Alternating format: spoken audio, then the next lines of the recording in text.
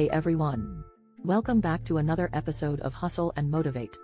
In this channel, we're all about showing you ways to make money online and achieve your financial goals. Today, we're talking about one of the most exciting and lucrative opportunities in the online space, online teaching. The demand for online education has skyrocketed in recent years, and it's not hard to see why. With more and more people looking for flexible, convenient and cost-effective ways to learn, online teaching has become a viable option for many. Online teaching is the delivery of education and learning through digital platforms, such as online courses, virtual classrooms and video conferencing tools.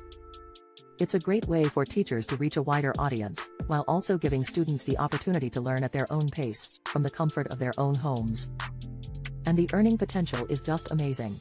With the right skills, you can easily become an online teacher and start making money from anywhere in the world. So, how do you get started with online teaching? First, decide what you want to teach. This could be anything from language skills, to music, to programming. Then, create a course or workshop that is engaging, informative and fun. Make sure to add some hustle to your teaching style, by incorporating interactive elements and real-world examples. Next, choose a platform to host your course on.